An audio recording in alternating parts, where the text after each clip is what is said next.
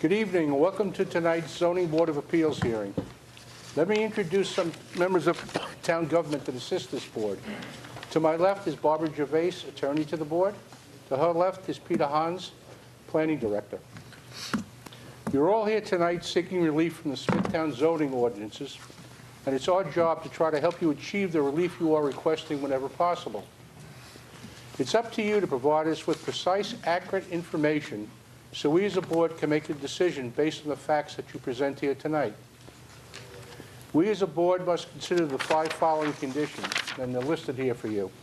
Number 1, whether an undesirable change will be produced in the character of the neighborhood or a detriment to nearby properties will be created by the granting of the variance.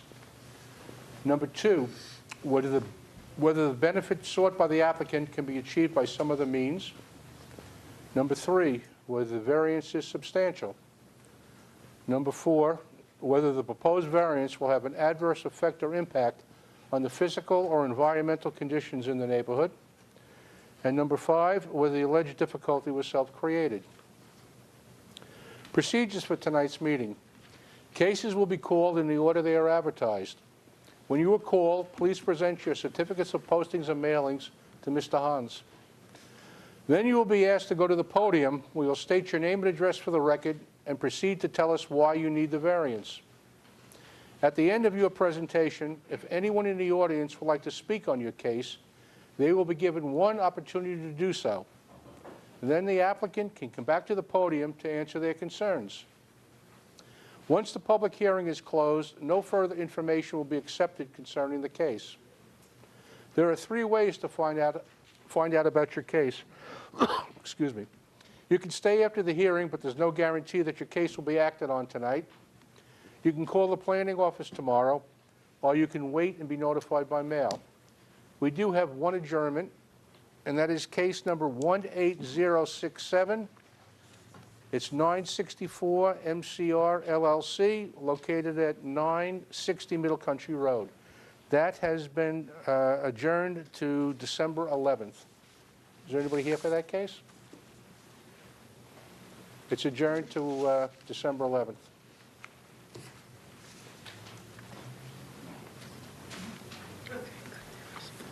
Hmm?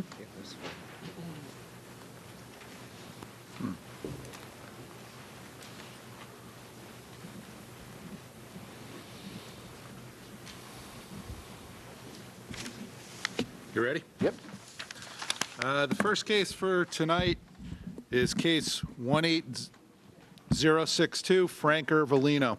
Location 56 Dilmont Drive, south side of Dilmont Drive, 603 feet west of Pine Acre Drive, Smithtown. Property zoned R21. The request is a variance to reduce the front yard from 50 feet to 20 feet for a proposed 5-foot fence/wall.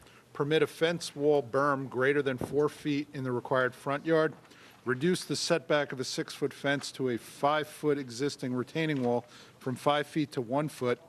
And decrease the minimum setback of a 5-foot existing retaining wall from the property line from 5 feet to 0 feet. Permit a fence on retaining wall to be over 6 feet to 11 feet in the rear yard. Mr. Grasso has submitted the affidavit of postings to me. Okay. Thank you. Good evening. Good evening. And you are? Frank Ervolino, 56 Dilmont Drive, Smithtown. And you would like this gentleman to speak on your behalf? Yes. Fine. Thank you. Good evening, Mr. Chairman, members of the board. My name is Carmine Grasso from Cataldo Grasso Architects. I'm representing Frank Ervolino.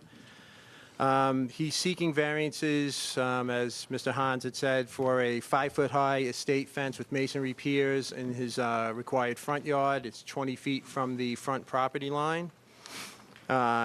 He's also looking to have a 5-foot-high retaining wall on the side and rear property lines of his property.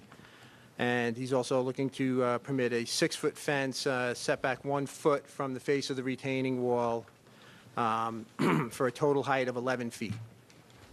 In regards to the estate fence, it's a 5-foot-high estate fence, and it's set back far enough from the property line so that it's not going to impact the sight lines of somebody pulling in and out of the driveway.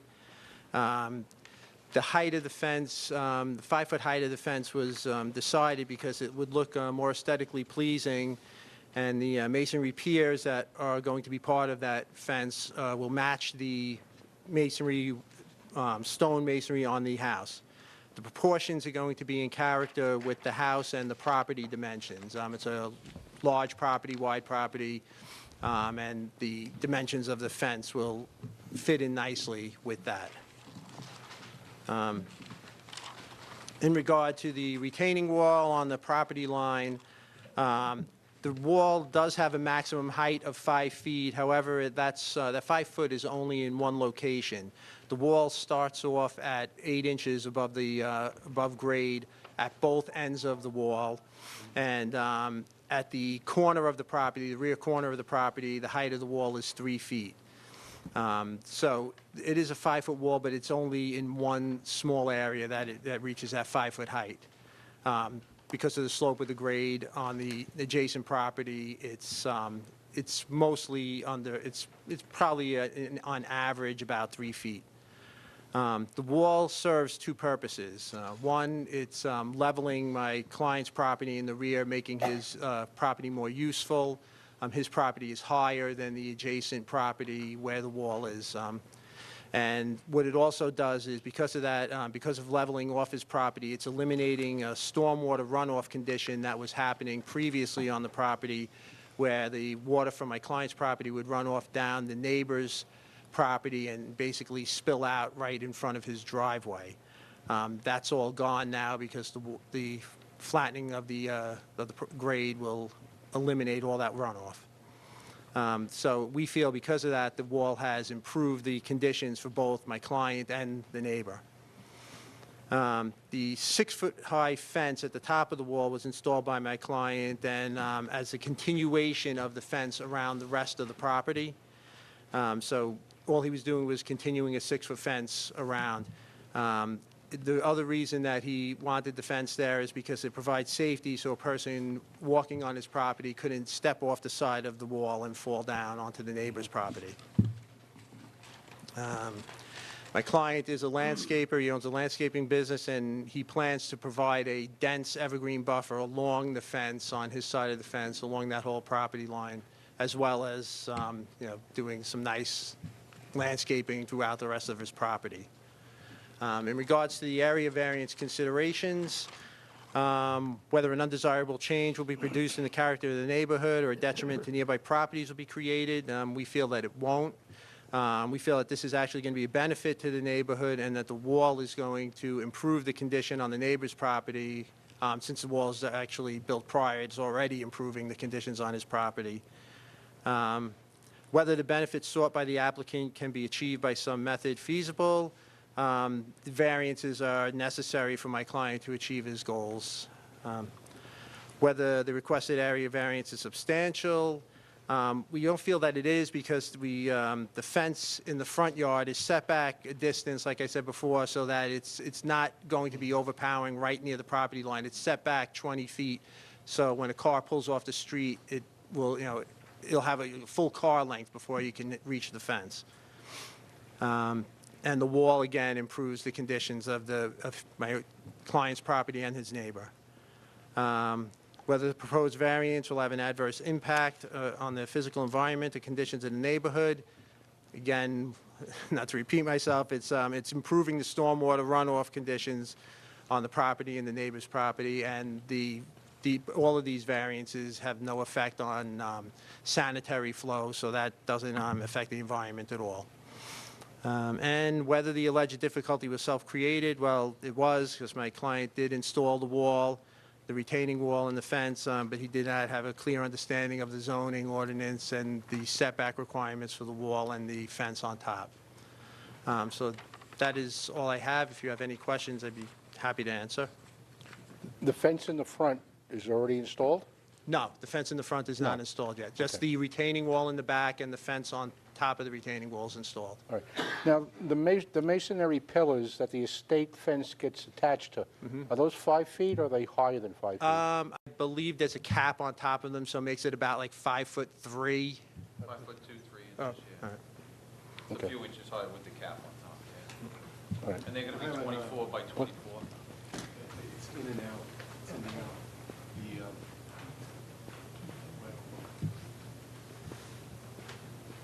You can't, So hearing him, not hearing it. Just repeat the last sentence. The last thing I just said? The masonry piers are, they're about 5'3". They're just slightly, there's a cap on top of them. It's slightly above the height of the fence.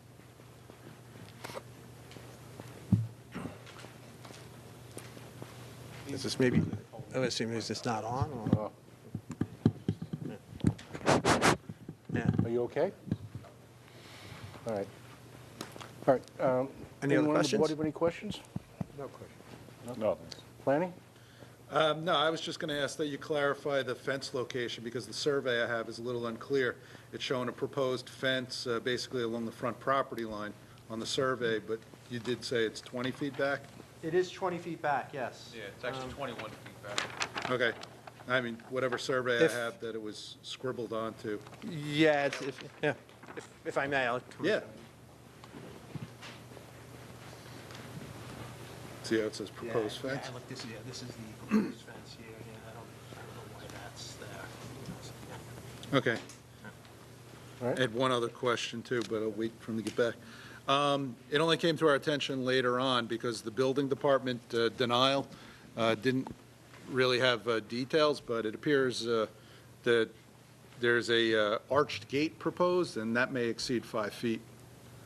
So Okay. I just wanted, How would we address that here then? either modify the gate to comply if the board decides to grant a 5 foot, or you may have to request that it be modified to a 6 foot. All right. If, Would that mean you know, if coming, that's ba- what would the that mean board- coming back for another?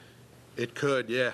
I mean, I saw the gate detail was not submitted to the building department. Right, okay. Came to our office, and it indicates 5 feet, but at the low point, All right. we measure to the high point. Right. Yep. So I guess the alternative would be either to make the gate straight across 5 feet, or I guess start lower and then come up to 5 feet if you wanted the arch thing, or, Or go with a 4 foot and a 5 foot gate. Yeah, I right, mean, and then, there's or alternatives. or the alternative would be amend our application and have to come back? Yep. Right. I don't know that you need to decide now, but Right. just, Well, we'd have to keep it open. Or we'd have to reopen. right. And I can't have it straight. I mean, that's the whole, it's the design of the thing. Would be better if it starts off at 4 feet, and then 4.5 feet goes up to 5 feet. Yeah, so that the maximum height is 5 feet. The other fence. Right.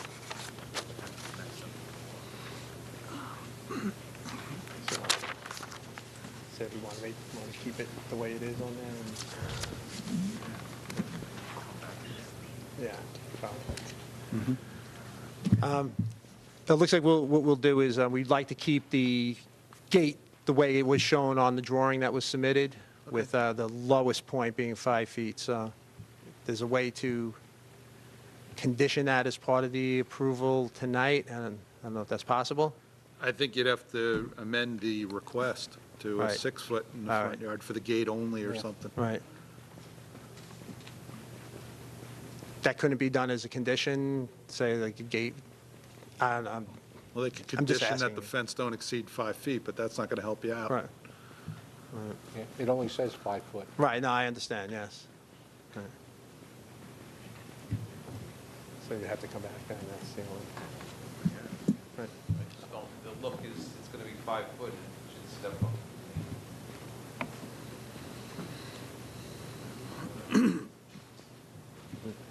Right, then I guess we would have to come back or amend the application to have 6 foot at the gate only then. Or I'll verify exactly what the height is. It might be 5.5 feet, yeah. Yeah, I can't speak for the board. No, I That's understand, assuming yeah. that they're okay with the Right. proposal as is. Right. I wouldn't want to tell you to re-advertise it, and Right. they don't want to go Right. for it. Okay. You want the 6 foot? Then You'll have to re-advertise. Yeah, so Yeah, I think we have to do the 6-foot then and re-advertise.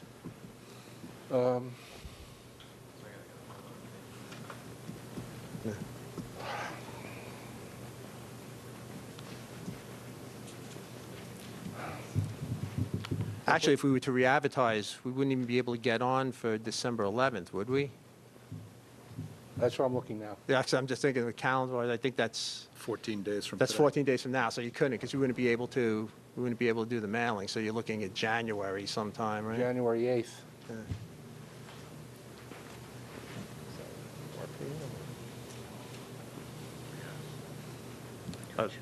If it has to be, yeah, we'll, January 8th? January 8th? I guess, yeah. Is there any way to get the approval for the 5-foot fence and then the gate's a separate issue? How do they do that? Be a separate application, wouldn't it? Yeah, Yeah. they could come back for the gate. Or, You better do it all at once. because then I can start the construction on the, that's what I was, I can start the pillars and all that. If the gate doesn't pass, I could just keep it flat. foot, Straight, yeah. Because if I get into January, I'm not gonna be able to do the masonry probably, I don't think you can Can we- split an application. It's either Right. It's all or none. all or one, or you could split it and come in with a completely separate application for the. For the gate. We'd have to, I cut- don't think you want to do that. okay, so you're paying all the application fees again. Yeah. Do Yeah. that. You'd rather do that? Have no gate for the winter. So you'd rather come in with a separate application just for the gate? All right, then, Yeah, that's what they're saying, yeah. But if he says the gate only, the rest of it is over the line. So it's got to guess technically. Yeah. What would you like to do? as my client and I were just discussing, we feel we'd like to come back with a separate application just for the gate. Just for the gate? Right. So that this would just be for the fence at a maximum height of 5 feet. All right, Sorry for the confusion. that's okay. All right. Is there anyone in the audience like to be heard on this application? Can I have a motion, to close this application, please? So moved. Second. Moved in second, all in favor? Aye. Motion carried. Thank you. Thank you.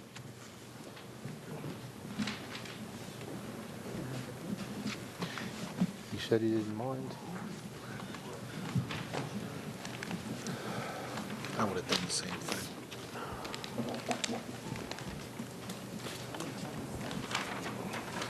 I want to keep it.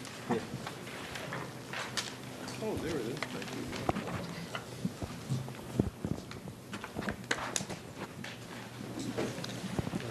Oh, sorry. Is this thing on? I don't know if they work. The next application is case number 18063, E&Y Holdings, location 91 Cabot Court, South Side Cabot Court, 585 feet east of Adams Avenue, Hauppauge. Property zoned light industrial. Variance request for a proposed 10,358 square foot first floor addition. Reduce the minimum rear yard setback from 50 feet to 46 feet, reduce minimum parking setback from 6 feet to 3 feet, and reduce the minimum number of required parking spaces from 95 to 52. Good evening, Mr. Chairman, members of the board. My name is Vincent Tramarco. I represent the applicant. I've submitted the affidavits of posting and mailing to Mr. Hans. As you can see, the property is in an industrial area. The requests for variances, the setback variance and the parking setback variance affects other industrial buildings and also the water authority. With respect to the parking variance, my clients are particularly warehouse people. They do not manufacture at the premises. They have approximately 40 employees. Half of them are administrative, secretarial and administrative. The other half are warehouse people. They also have overlapping shifts. So if you visited the property on a workday, you would see that there are at least 15 to 10 or 15 extra parking spaces at all times. They do not sell either retail or wholesale, so there are no customers ever coming to the property. So based upon their needs, and their needs are strictly warehouse, and that's why we're here tonight. Without the additional warehouse space, it would be very difficult for them to do business in that particular building. So that's why we're asking for the variance in order to build the approximately 10,000 square foot warehouse. There will be no additional employees. It's the amount of space needed to store the apparel, by the way, which are T-shirts and sweatshirts. That's the only thing that they sell, and they sell in bulk to various different users, such as to people that are having maybe a celebration of sorts, or a public type concert. So that's the type of business they do. It's bringing it in and distributing it out. There, again, there's no retail, no wholesale, in the sense that people come to the site. So they need it for the warehouse space. We don't feel that this would cause an undesirable change in the character of the area. This is an industrial area. This is why they bought the building and want to continue to work in Hauppauge in the town of Smithtown. Whether the applicant can achieve this by some other method. The only other method he would have is to leave this building and get another building because it's just not big enough.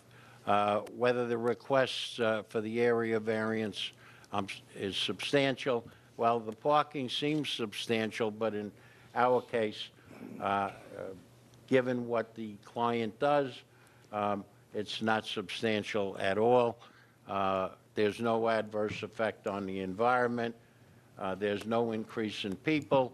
I think they're connected to sewers anyway, and it's a warehouse. Whether the difficulty was self-created, we didn't do it yet. We're asking this board for its favorable consideration. If you have any questions, I'd be happy to try and answer them. Anyone on the board have any questions? No, thanks. Planning?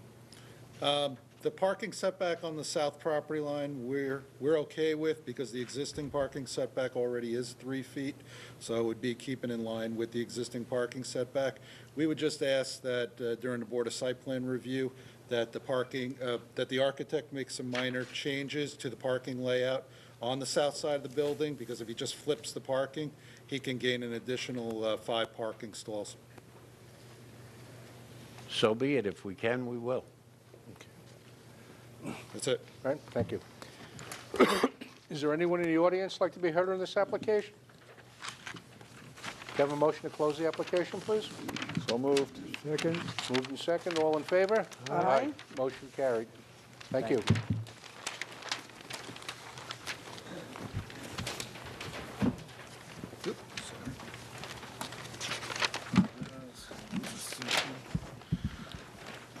The next case is number 18064, Anthony and Jennifer Terraferma, location 12 Nichols Road. This is the west side of Nichols Road, 221 feet north of Town Line Road, Wisconsin. Property zoned R10.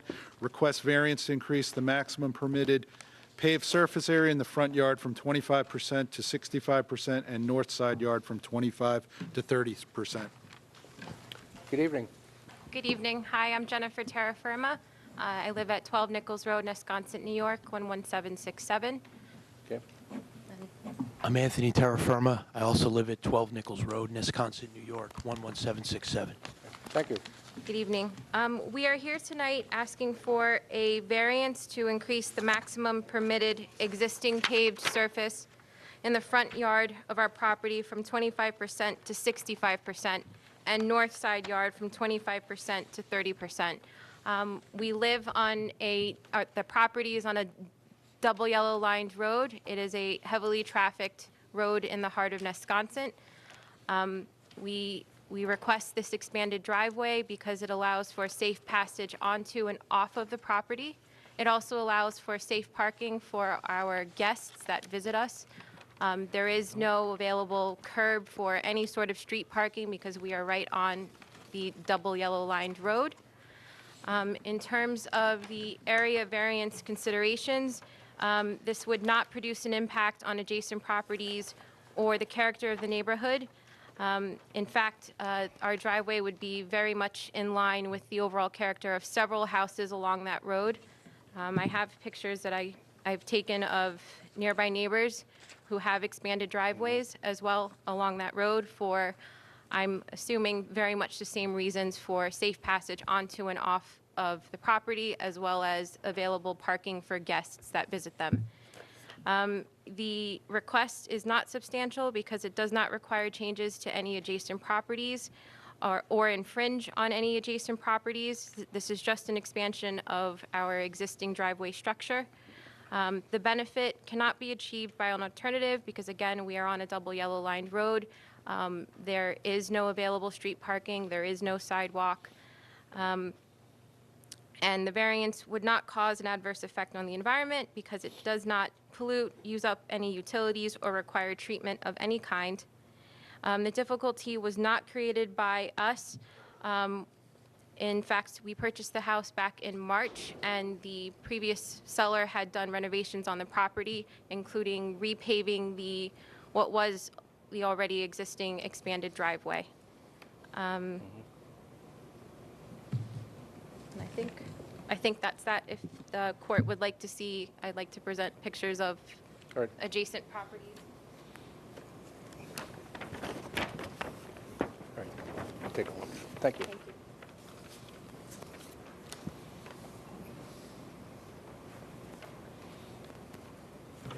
you. Does anyone on the board have any questions on this application? Planning? Normally, we wouldn't support a variance for such high amount of pavement, but we really feel in this location, it would be a dangerous situation if somebody had to back out into Nichols Road. And also, since there is no parking on Nichols Road, if anyone came to visit, there's nowhere to park, so we're okay with this. Okay. Is there anyone in the audience like to be heard on this application?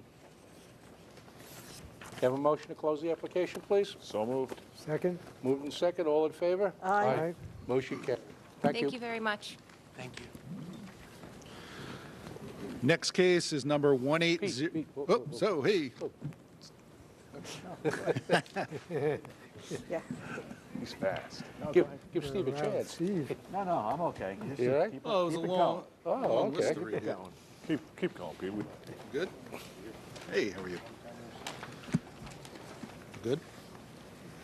Number 18065, Emily LaPiccolo, location 28 Cornell Drive, south side of Cornell Drive, south 280 feet south of Humming Lane, Comac. Property zoned R10. The request is a variance to reduce minimum rear yard from 50 feet to 46 feet for a proposed 76 square foot first floor addition and 567 square foot second floor addition. I'm sorry. Do you want me to take it? Thank you. Yeah, I'll take it. Reduce minimum front yard from 40 feet to 38 feet. Reduce total side yard from 28 feet to 26 feet for a proposed roof over pavers, 80 square foot with portico, and 567 square foot second floor addition. Increase the maximum permitted existing paved surface in the front yard from 25% to 35%. Increase the maximum permitted existing paved surface in the rear yard from 25% to 36%. Decrease minimum distance from any lot line from 6 feet to 5 feet for an existing 198-square-foot shed. Good evening. Good evening, Mr. Chairman, members of the board. Mel Gonzalez, I'm with Gallagher, Homburg, and Gonzalez. Is the applicant here? Yes. Could I have him first, please? Yeah. Yeah, just speak into the mic as loud as you can. Nicholas Lopiccolo. I'm the applicant's husband. And your address? 28 Cornell Drive South, Comac, New York, 11725. We can't hear. 28 Cornell Drive South, Comac, New York, 11725. Did you say you were the applicant's son? Husband. Husband? Yeah.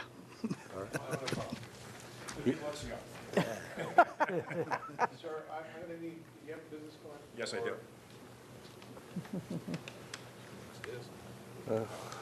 Can, you want to move that over this side, or? Yeah, maybe we can move the podium up. The PA isn't working. Yes. This is gonna go on all night. Thank you, sir. Martin Owen, 743. I'm here on behalf of the Piccolos to present the variance application. I also have some aerial photographs that I want to present to the board. So they can So you need the mic? Yeah. I think you need the mic because they can't hear you up there without it. Okay.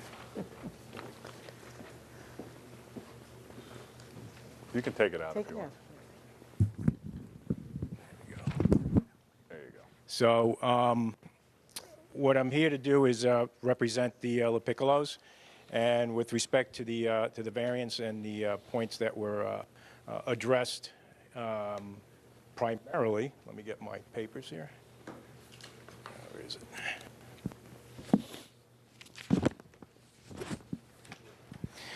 With respect to the reduction of the front yard setback, I've got the site plan here, and as you can see, this is the property right now. What they're proposing is a front portico on the residence. We currently have, it's an existing two-story dwelling, and, you mind, Nick? This is the existing condition on the residence. It's pretty much a flat elevation with a small little overhang portico. And what we're proposing to do is do a front veranda and enhance the look of the residence by providing something a little more, I guess, charming, a little more in scale, give the house a little more character. What we've done is we've introduced a front veranda with a reverse gable on the portico as opposed to that flat roof portico that is currently there. So we're replacing the existing portico with a more stylish gable end portico. And we extended the roof line on the veranda, okay? In addition to that, we're adding a second floor over the existing garage, okay? If you look at the existing house, it's currently out of scale, okay, out of proportion. You have the main body of the house in here where the entrance is, but the garage is very diminished. So what we're doing is we're adding some balance to the dwelling. By doing that, it's necessary because it is a growing family. They just had a baby, and they're looking for some additional space. So what we want to do is provide a second floor addition over the existing garage. And in doing so, unfortunately, the way the current house is situated, if we follow that outline of the existing home, we're infringing ever so little on the side yard setbacks, okay? For example, on the northeast side, where 14 is required, we're asking for 13 foot 8 inches. That little corner just kind of clips it, and that's an existing condition that we're following on the second floor.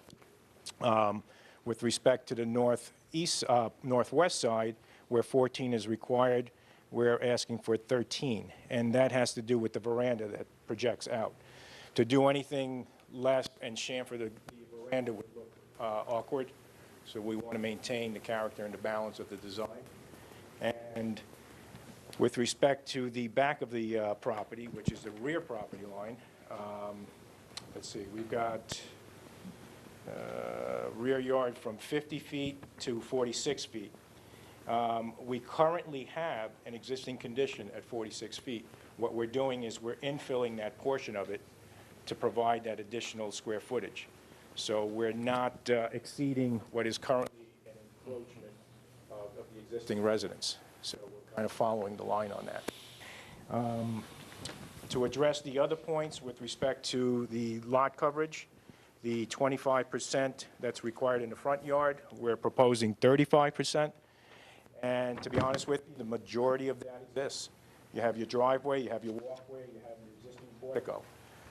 The only difference would be the area where we have the veranda.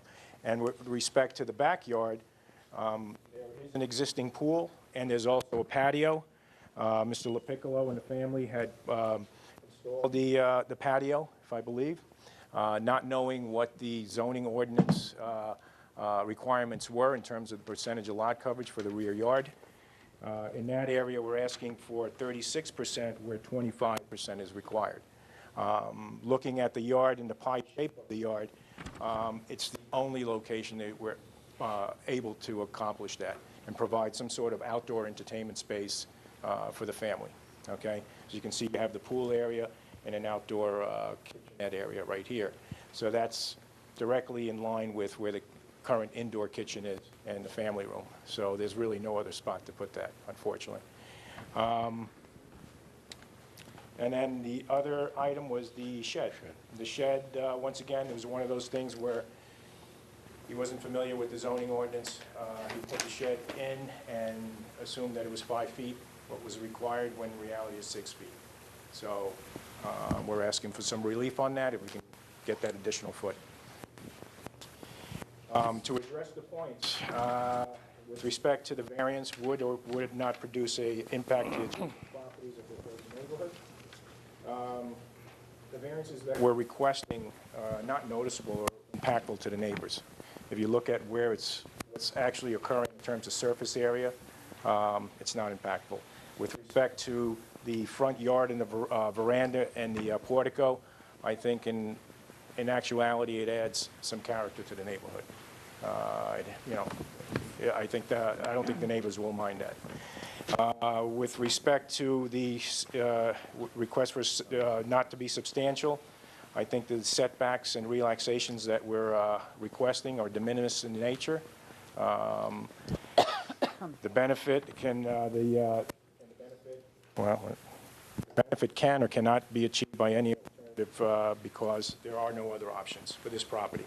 The only option would be for them to move, and they love their neighborhood, they love their neighbors, and they'd like to stay there. The variance would or would not cause an adverse effect on the environment. I don't see that it would affect the environment in any way. And the difficulty was or were not created by the applicant or the former owner. Additions to the residence are necessary to accommodate a growing family. The only item that I see would be the lot coverage, but that's something that was necessary. So if you have any questions, I'm happy to answer. Does anyone on the board have any questions? No. No? Planning? Just one question for clarification. Is it Cornell Drive or Cornell Drive South? South. Is Cornell Drive South? South, yeah. Okay. Okay. Is there anyone in the audience like to be heard on this application? Can I have a motion to close the application, please? So moved. Second. Moved and second, all in favor? Aye. Motion carried. Thank you. Thank you. Yes.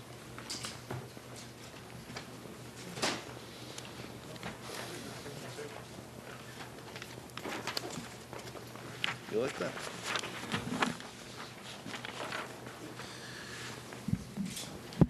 The next case is number 18066, Peter Connolly.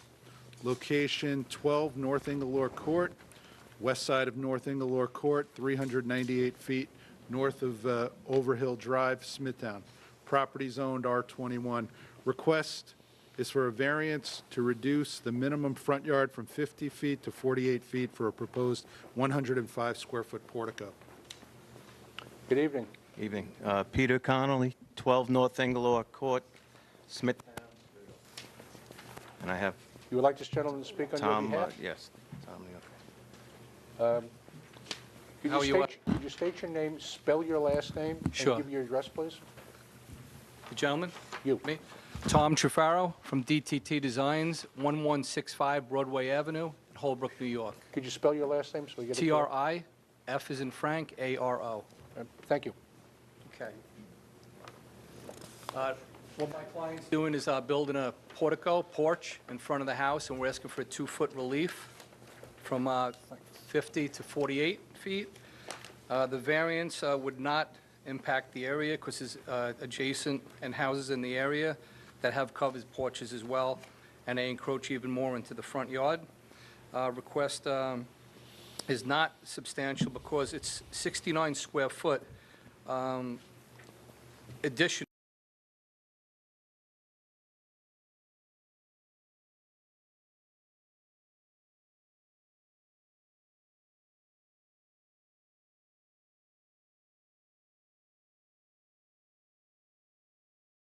from what's approved already. So we're just adding a little bit more additional, and we're asking for 2-foot relief. Again, we're asking for 50 foot instead of 48. The benefit cannot be achieved any other way because it is in front of the house, and aesthetically, it looks a lot better. I prepared a sketch, as you can see. The 6x6, which was approved, with 2 columns on it, it's just going to be, it's not really usable. And then the variance would not cause an adverse effect to the environment, again, because it's a minimal, minimum improvement, 48, like I said, instead of 50. And then the difficulty would not be created by the applicant or former owner because, again, I'm thinking functionality, practicality, and aesthetically, it's going to look nicer for the area. And you cannot use, again, a 6'6" covered porch, basically for what they want to use it for, a little porch to put a couple of chairs in front. And it's just too tight. Again, asking for 105 square foot is extremely reasonable in our case, I believe. And that's it. All right, thank you. Thank you. Anyone on the board have any questions? No question. Planning? No. Anyone in the audience like to be heard on this application? Do you have a motion to close the application, please? So moved. Second. Moved in second, all in favor? Aye. Motion carried. Thank you. Thank you very much.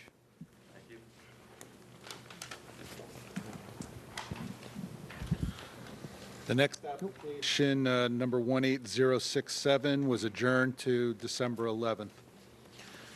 The next application for tonight is number 18068, John Mangino, location 9 Heather Crescent, northeast corner of Heather Crescent, Shaker Ridge Lane, property zoned R10. The request is a variance to reduce the minimum rear yard from 50 feet to 42 feet for an existing 230 square foot second-story deck. Good evening. Good evening. How's everybody? Good? Good. Could you state your name and address for the record? John Mangino, M-A-N-G-I-N-O, 9 Heather Crescent, Colmac, New York. Thank you. I am here for a variance to reduce the required rear yard from 50 feet to 42 feet for an existing deck of 200 square feet. Unfortunately, when I bought the house, it was there. It came to my attention through the town. We've been using the deck for many years, so told me I had to get a variance for it. And for all the questions there, for the area variance considerations, probably will be no. There's no, there should be no problems. Every house in this area is a high ranch. They all have a deck on the back of the house on the second story, so without it, I wouldn't be able to gain access through the upstairs to my downstairs. All right. And that's pretty much it. I mean, All right, thank you. Anyone on the board have any questions? No question. Nope. Planning? No. No. Okay. Is there anyone in the audience like to be heard on this application? Nope. Have a motion to close the application, please? I'll make a motion to close the application. Second. Moved in second, all in favor? Aye. Motion carried. Thank you. Have a nice night.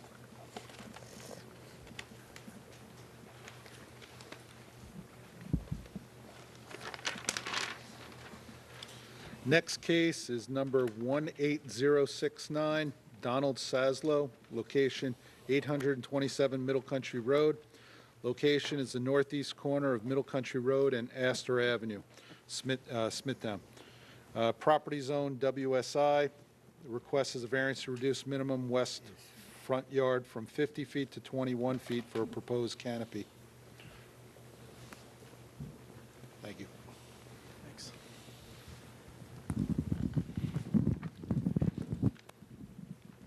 Good evening, members of the board.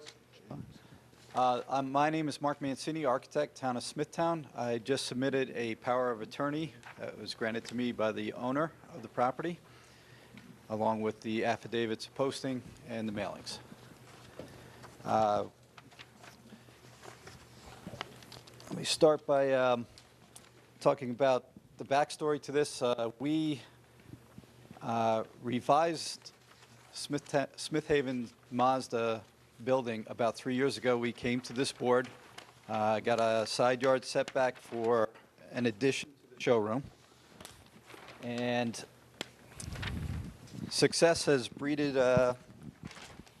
Mazda to come back as a corporation and say they liked the project so much they've decided to make this a premier dealership on Long Island. So what we're doing with this whole building is we're going to revise all the materials on the outside. We're taking the drive-it off and redoing it with Alucobond panels. We're redoing some of the front facade work to match the Mazda program. And as part of that, what we're asking for a variance today is we have a service drive. The service drive is located on Astor Avenue. It has a very short driveway in, and for the program to meet all requirements, they're asking us to put an overhang over where the cars pull up and get checked in. To achieve this, we have to put a substantial overhang out and go a little bit past the addition that we put on 3 years ago. Reason being for the structure and so that we can put two cars side by side pulling in. And why we want to do that is because if we don't, we'll have a backup onto Astor Avenue, which would then impede the traffic coming off of Country Road as well. So what we're asking for is a 21-foot setback for the overhang. And yeah, for safety reasons, we think that's the way to go. If I have any questions or How high is the canopy? the canopy, and I'll bring this out.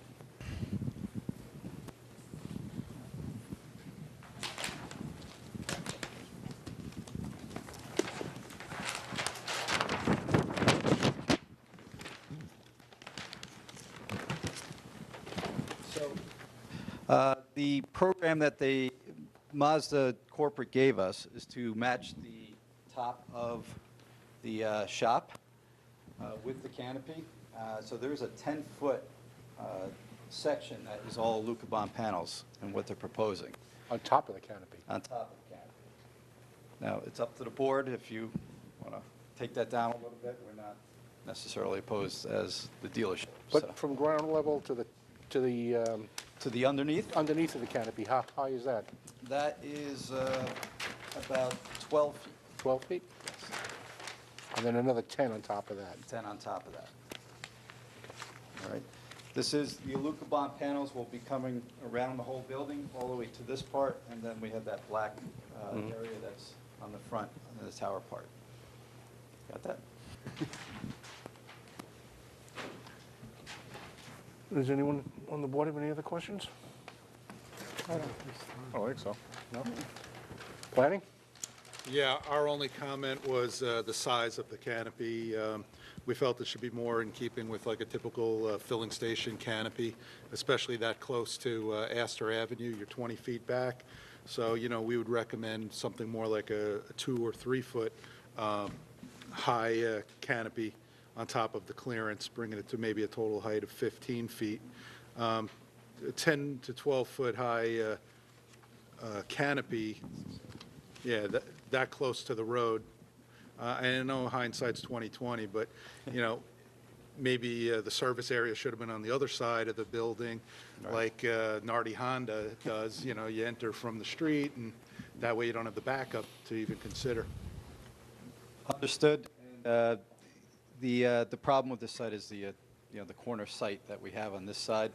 It makes it a little tight, and the traffic on that side, we thought it best to keep the service completely separated. And it actually works well that way, where you have customers coming in to buy cars off of Middle Country Road, and off Astor we have just service. And the great thing about Mazdas, they don't break much, so we don't get a whole lot of people.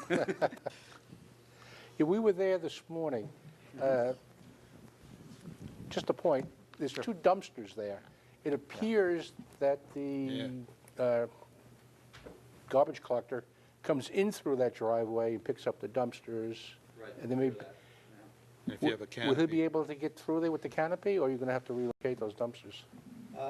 We would consider relocating it. I think we could take them to the other side. They were there originally on that side. I think, well, there's two driveways there, too. So you Right. could- And they do come in early in the morning and they pick up. So we could look at that and Okay. determine what we can do. I don't think that they clear a 12-foot height of the truck, though, right? As long as he doesn't have the...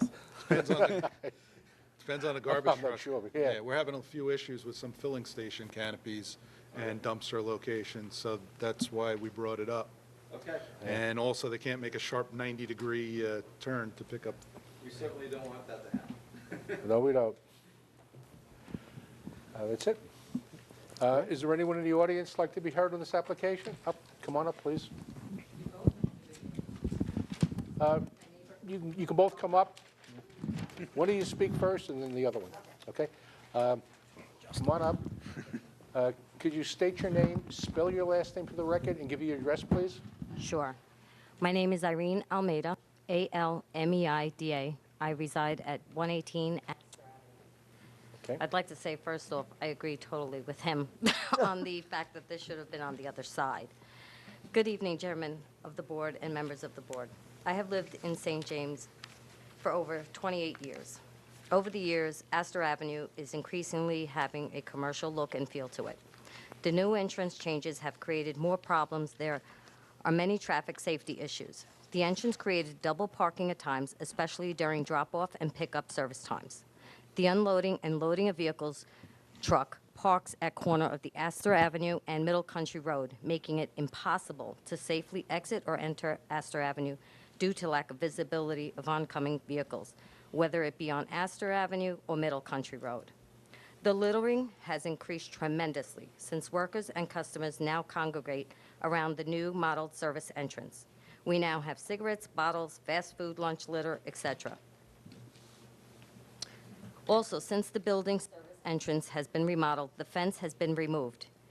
It is completely open. They plow their snow into the town, what I assume to be town property, because it's maybe 15 feet, if that, from where their existing curb is. There has never been any maintenance on Astor Avenue other than the town cutting the weeds and vines approximately 2 to 3 feet in. It's full of garbage. There are no existing, no littering signs, and there used to be a sign, no parking from here to corner. Between the restaurant at the opposite corner of Astor and Middle Country Road, along with the funeral home, which is adjacent to the dealership, we at times have been unable or blocked to the point where it is impossible to get out of our driveways. Both sides of road are completely packed with vehicles where only one vehicle can come or go, again, unsafe because of lack of visibility. The concern is that this entrance is becoming more and more a service entrance as well as a main entrance. The front parking lot on Middle Country Road should be made more customer-friendly with open parking spots for customers. There used to be a 6-foot wooden fence along with a chain link fence and trees. This no longer exists. We are wondering if there will be an attempt to increase parking lot to accommodate more vehicles in future. Again, our visual on Astor Avenue has become a commercial one, not a residential one. Lights. Concern again about new or more lights once this canopy is up. Also, the existing lights, when lit up at once, which was in the past, was no less than Ebbets Field. And believe me, when I called the town, the gentleman came and at 4 o'clock in the morning and said, "You're right, it's Ebbets Field." It was taken care of to the degree I don't feel like I'm looking at a baseball field, but the lights are on throughout the night. I have room darkening shades. 3 bedrooms of my home face this dealership. I have room darkening shades, and it doesn't keep light out. I did make calls over and over again about this. It was addressed for a short period of time. I would have hoped that the town would require tall arborvitaes along with a 6-foot fence to help with lighting, privacy, beautification of our visuals and neighborhood. Back for our neighborhood. We want our block to remain a beautiful road and signify that it remains part of quaint St. James for years to come. I do feel, I know he mentioned something, the gentleman mentioned something about having 2 cars. If you drive by there, which I believe you said you did, first of all, the garbage gets picked up every day at 3 o'clock in the morning. We hear bangs. It's like we don't sleep. And then try to go back to sleep at 3 o'clock in the morning. It's been that way for years. As far as 2 cars coming in there, you don't have room for 2 cars to pull up side by side in there. Maybe once they're up at the top by the garage, but I don't understand what that purpose would do, because as of right now, when we're out in the morning, if I go out, I come back at 6:30, 7 o'clock when they're doing your drop-offs, there's people who are dropping off their spouses, so then they just figure, let me just park here, get out of my car, and then there's a guy riding, they walk inside, and you got 2 cars on one side of the road, and you can't move them, you know? And she can go into about the flooding that's there, but that's a whole nother issue. Because of the entranceway, I feel that that also now creates people to park further. Our neighbor who's not here tonight, Maria DiMichele, lives the house next to me, directly across from this dealership, and I think her mailbox is 2 foot underwater right now as we speak, you know? So her daughter cannot come in with the Prius into her driveway, has to park about maybe 75 feet down. The dealership and the restaurant, their water gets pumped out. Excuse me, Hers remains that How way. does this relate to the canopy? Because the only thing that we... No, I understand the that, but only thing that we my can really concern is rule that on this is the becoming canopy. more and more traffic. Right, but what does that have to do with the canopy? Because the only thing... Well, the canopy is going to make it more enticing. Let's face it. If, like he had said, originally, and if you drive on Middle Country Road, the concern there was about traffic. It didn't save us. The traffic has increased on my block. Not only are they testing vehicles, too, with speeding up and down Astor Avenue. You could say that's another issue. But this has increasingly become... The only thing before us is the canopy. Okay. That's the only thing that we can do is decide whether they can have the canopy. Okay, so Yeah. the fact that he's taking down trees and Chairman, can you... so I don't this wanna can step on keep your going, toes. and the beautification of our block is just going downhill. I feel like I'm looking at a dump, and it's okay? That's my concern. I just want it to be like it was, you know, nice. Thank you. Okay. Hi, Hello. I'm Jacqueline Patterson, Patterson. I live at 116 Astor. I'm the 3rd house in. I'm really going to back everything she said. My big concern, though, I know we're only here about the canopy, but that canopy is going to make, I'm all for businesses getting better. I have a business myself, but this business is growing where my young boy is on a bus stop where the cars are constantly going by. I've had several issues with that. The fact that this is going to be busier and bigger is a conundrum for all of us. And we are not on a residential street anymore. I live right next to the woods. It's a green belt where you can't build. That's where it starts to get nice and sweet. But the first 3 houses that we've been there for years, it's a horror. When I'm coming from the mall and I'm making a right onto Astor, there are cars parked on that corner that you cannot go around. That's not even a street light. There's nothing. It's horrible. There are arguments, fights. You can't get by there. They're aggravated. We're aggravated. It's very unsafe. If you sit there for one day, you will see more than what we're even explaining. It needs to be looked at even further. It's not that we're trying to cut him at the knees and say, don't build your canopy, but this is going to be busier. Like you said, this is their flagship store or whatever. This is going to be their big store. This is going to create more of an issue on our street.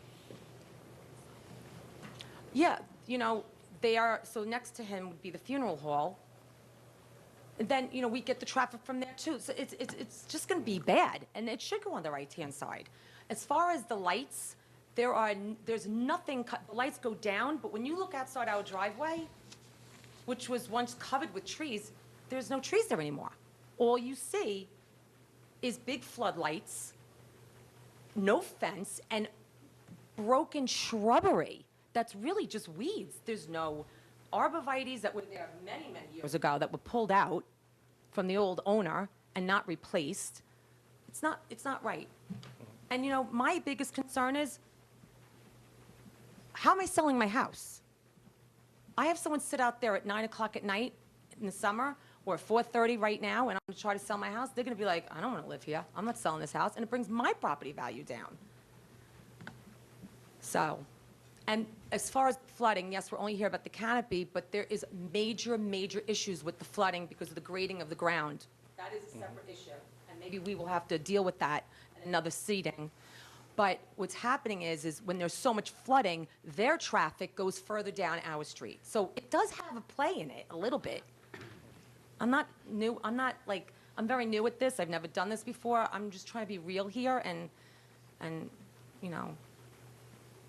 explain from our point. That's fine. Okay? Okay, thank you. Mark? Can I say one more thing? Sorry. I just Quickly. maybe revisit the options of possibly moving that service entrance to the other side would be very nice. I would appreciate that. Okay, thank you. Thank you. First, let me give you a little support to the two ladies, because I will agree with them about the flooding issue, which is on Astor Avenue. I think the owners of Smithtown Mazda would totally agree with that. We addressed that problem when we were doing the curbs with the highway department. There is something going on with the drainage on the town's road that is not working properly. I don't know how to fix it. I don't know if there is a solution to that. I certainly hope there is, but there's something that needs to be looked at by the highway department. Second thing is the shrubbery and things like that. I will address that with the owner on your behalf, and certainly something to look at. If it's been mangled and taken down with some of the fences were removed because things have changed with car dealerships. They have cameras now. They have all kinds of things. They don't need to fence the property in completely and lock up all the cars anymore. So in one respect, that's good, where you don't have this chain link fence going around a whole property anymore, and you'll see more and more dealerships doing this. They took the fences down. Cameras are automatic. They go off if somebody enters the property at 2 o'clock in the morning and somebody speaks to them. That's the new age that we're in. As far as the service area moving to the other side, it's conflicting with the whole operation. This is the side that's always had the service side on it, and that's something that I don't think we could change, but we certainly will work with the neighbors. The owner, if you want to give us your address and names, we'll certainly try to contact you and see what we can do to make you a little bit better. The lighting. Yes. Could you ask your client to check to make sure it's all shielded and pointed down? Yes, in fact, you said that they did fix that to a point, right? So it's the trees is the issue, right? Yeah. Right across the road. No, to me, it lit it all up at 7 feet. Now it's like, actually, it's still light. Mr. Saslow wants to be a good neighbor, so yeah, certainly give me your name and address, and we'll see what we can do for you. All right, thank you. Thanks. Can I have a motion to close this application, please? So moved. Second. Moved and second, all in favor? Aye. Motion carried. Repeat what I'm saying. Thank you. Repeat what I'm saying. No, you Oh, I did. Yeah, oh, you did, okay. He did, he opened Yeah, it I up. started the whole fight. Okay. And the young ladies came up. Nice call. Anything else?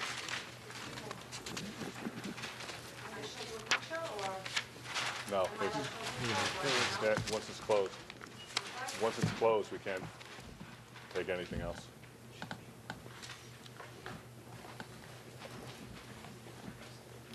The next case is number 18070, Bruce and Linda Both. Location 27 Canterbury Lane, northeast corner Canterbury Lane and Chivalry Lane, Wisconsin. Property zoned R15. Request a variance to reduce the front yard setback on Chivalry Lane from, I'll take that, from pavement from 20 feet to 12 feet and to permit a fence greater than 4 feet in the required front yard for a proposed 5-foot fence. Good evening. Good evening. My name is Bruce Both, 27 Canterbury Lane, Wisconsin, B-O-T-H. Fine. And you would like this gentleman to speak on your behalf? Yes, please. Good evening. Good evening. Could you introduce Sure. yourself, spell your last name for the Of record? course. and My give name the is address. Christopher Gerace, last name G-E-R-A-C-E. I'm with Russo, Carl, Woodmeyer, and Cordano, 400 Town Line Road, Hauppauge, New York. So we're here today, Mr. Both and Mrs. Both are looking just to replace the existing 5-foot cascade fence with the 5-foot vinyl fence in the front yard. I do not believe that this variance would produce an impact on adjacent properties in the neighborhood because, again, this is an existing fence. The proposed vinyl fence is not out of character with the neighborhood, and actually many other homes in the community do have a similar fence. I do have here 2 additional photographs that I'd like to add to the file. I apologize that we only have the 2. So I would just like to note on the one, you can see there is a vinyl fence in the background. I'd also like to say those photographs do show that the current state of the fence and its condition, I believe, actually is out of character with the neighborhood, and I think that a vinyl fence would bring it more up to date with the character of the neighborhood as well. Again, this request is not substantial because it is merely replacing an existing stockade fence with a new vinyl fence. This is a benefit that cannot be achieved by an alternative because it's the fact that it's a corner lot, so there's no other alternative. There would not be any adverse effect on the environment because, again, it's already replaced a structure that's existing. There'd be no other negative environmental effects either. And this was not a condition that was created by Mr. Bolt or even the prior owner because, again, if this is a corner lot, then there's nothing much more that we could do. I think it's fair, fairly simple request. I don't know if there's any additional questions that you may have. The fence that's there now, is that 5 feet or 4 foot? It's 5 feet. The fence, the existing fence is 5 feet. It's 5 Yes, feet. I'm not going any higher. And I'm doing round vinyl to keep it a little low-key, not the light. Okay. And they had purchased the house 25 years ago, and there was the same fence that was there at that time, and this was replaced at the time that they purchased it as well. So it's been there for a long time. Okay. Any other questions from anybody on the board? I'd just like to point out for the record, this is an extremely unique lot. Not only is it kind of on a corner, but it's also kind of tapers back at the rear. So I think it's safe to say that without the fence in that location, you have almost no rear yard. Yes. Thank you. Planning? Also, for the record, the chairman and I did visit the site this morning, and the adjacent neighbor does not have a driveway directly abutting it. Their driveway is on the other side of the property, so there's no interference. Thank you. Is there anyone in the audience like to be heard on this application? You have a motion to close the application, please? So moved. Second. Moved in second, all in favor? Aye. Motion carried. Thank you. Thank you very much.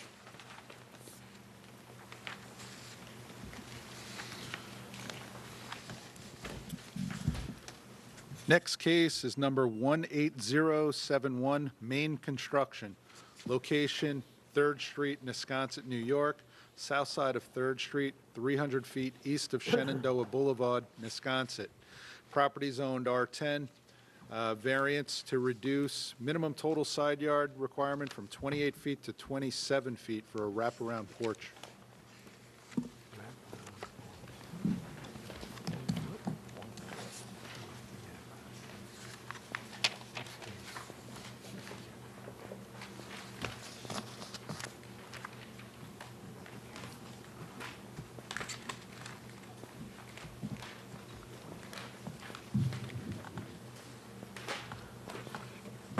Good evening, members of the board. Good evening.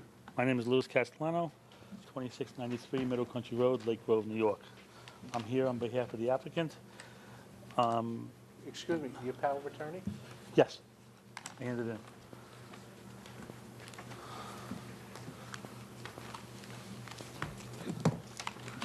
problem.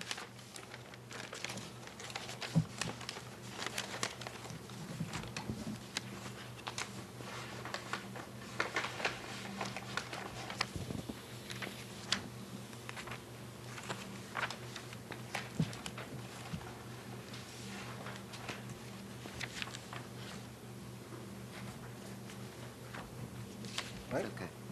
Okay. Good evening. I'm here on behalf of the applicant. We constructed this home. I don't know if you guys went past today at all. It's a beautiful home. It's a nice block. However, when we were building the house, engineering had asked us to flip the house because of the terrain of the property, and the driveway would have came out over a catch basin and too close to a telephone pole. When we flipped the house, we didn't realize that the porch was 1 foot bigger on that side of the house. So when we constructed the house and finished it, we applied for our CO. We realized we were 12 inches over on the one side. If we had left it the other way, we had more than enough room. We just didn't move the house over. And that's it. We don't, it's not a substantial variance, we don't believe. The benefit, the problem with what is it? It's already existing. The variance was no effect on the environment, and the difficulty was created by us. You're the last house on the dead end, right? Yes. It's good you flipped it, Yeah. especially when they do snow removal. Yes. You'd be That was one of the things you'd be between digging highway out that driveway. highway and engineering. That was one of the things that they were all concerned about. Yeah. So I gave you both surveys showing you what we flipped it. We just didn't move it over 1 foot. Okay, good. Anyone on the board have any questions on this application? Planning? No. No. Anyone in the audience like to be heard on this application? Do you have a motion to close the application, please? So moved. Second. Moved and second, all in favor? Aye. Motion carries. Thank you and have a great holiday, everybody. You too.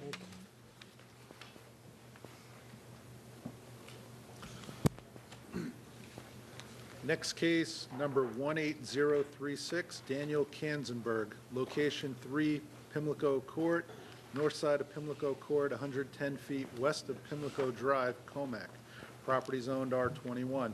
The request is a variance to increase the minimum setback of a fence from a retaining wall from 3 feet to 0, decrease the minimum setback of retaining walls to the property line from 3 feet to 0.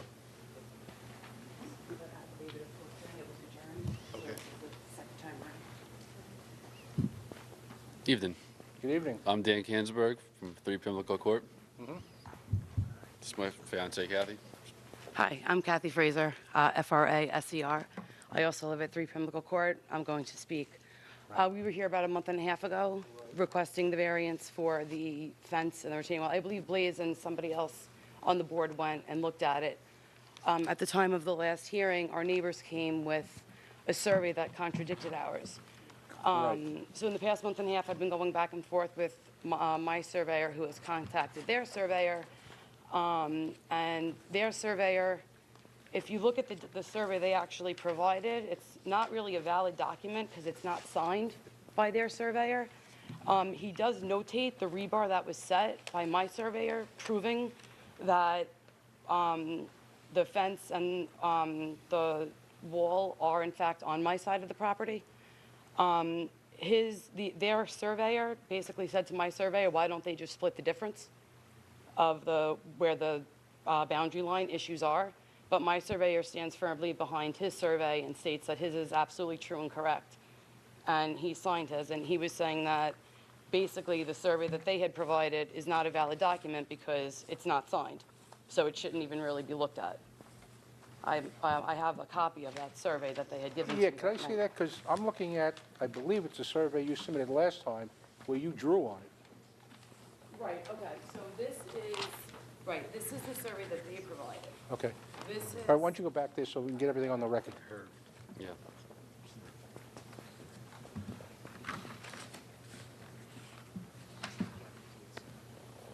Okay, and this was done, theirs I think was done October 1st. That's the one that Oh, yeah, they that's had good. done.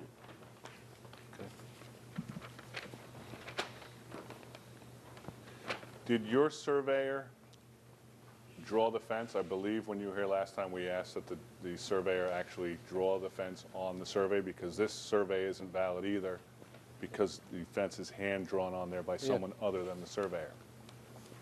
Right, no, he did not because the Because other. we won't know where the fence is on your property line from that survey, because it's not drawn by him.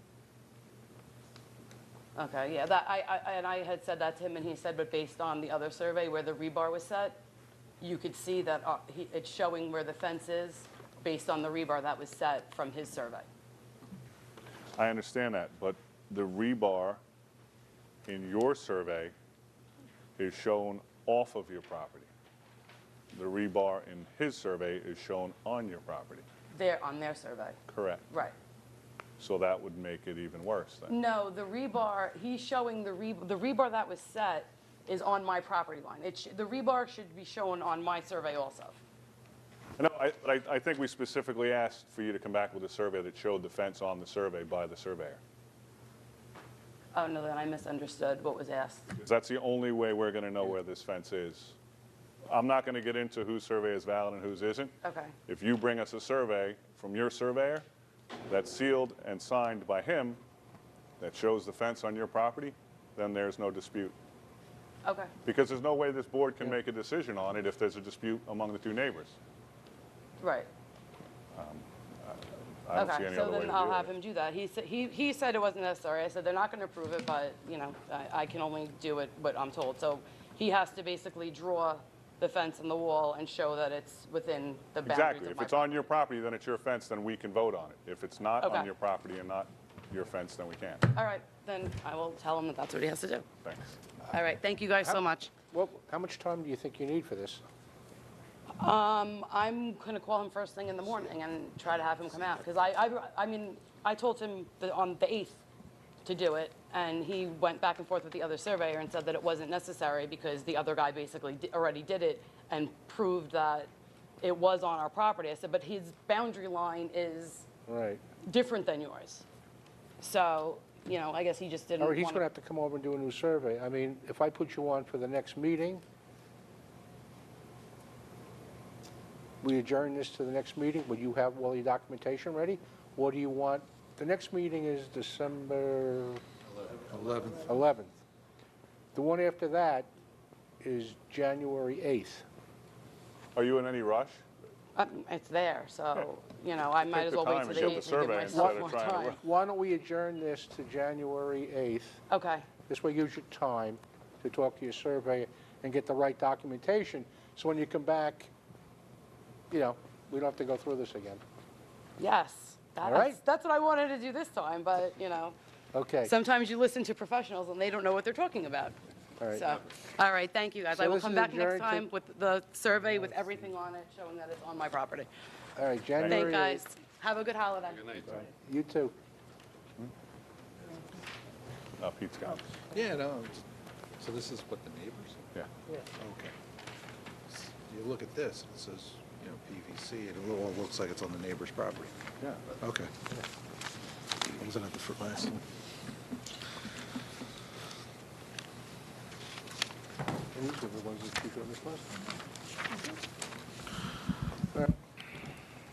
Next case is number 18061, Contract Pharmacal. Location 165 Oser Avenue, south side of Oser Avenue, 692 feet west of Marcus Boulevard, Hauppauge. Property zoned LI. Request a variance to increase the maximum gross floor area of the lot from 42% to 48%. Reduce the minimum required landscape area from 18% to 15% of the lot. Reduce the minimum required parking from 887 parking stalls to 480, and reduce the rear yard setback from 50 feet to 23 feet, and eliminate 13 required landscape islands. Last but not least, Garrett Gray, Weber Law Group, 290 Broad Hollow Road, Melville, New York.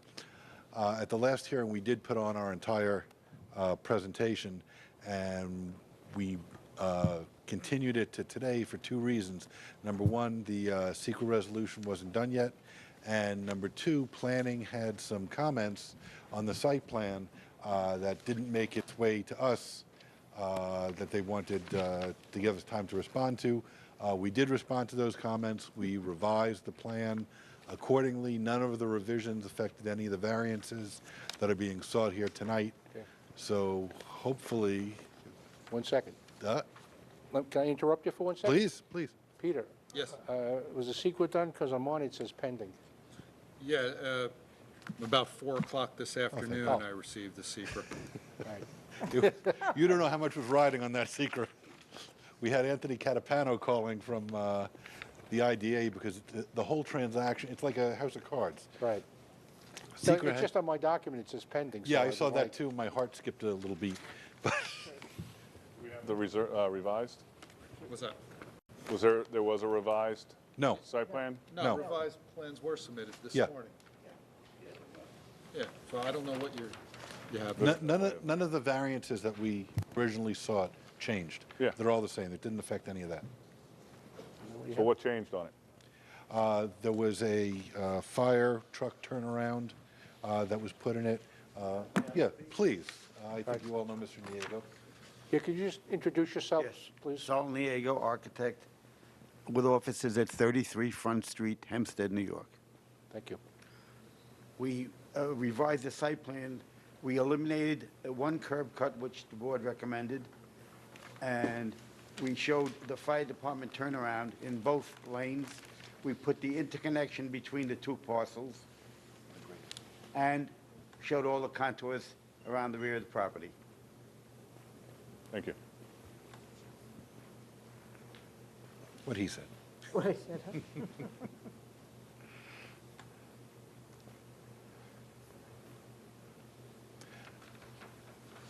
This project was actually featured in Newsday.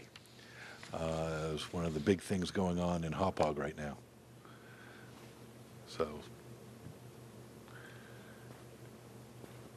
according to the contract, everything had to close by December 20th, and the last meeting of the IDA was December 11th, and they needed a neg deck from this board in order to grant the final authorizing resolution for that on the 11th, so everything closed on the 20th. So it's been a fun, hold your breath kind of adventure. Wow. Close. Yes. Any other questions? Is it an unlisted deck? Is that what it is? Sure, I can read what it. So this is what I received this afternoon from our environmental department at 3:47 p.m. This department has reviewed the above reference application pursuant to Part 617 and Chapters 27 of the Smithtown Town Code and has determined that said application is an unlisted action as the term is defined in the SECRA rules and regulations. A copy of the appropriate SECRA initial disposition is enclosed for your records. Also includes is a proposed SECRA negative declaration, resolution, and supporting memorandum. As you are aware, the Board of Zoning Appeals is required by law to issue a SECRA declaration prior to the approval of the subject application. If the Board of Zoning Appeals does not wish to approve the subject application, please be advised that a SECRA resolution need not be adopted.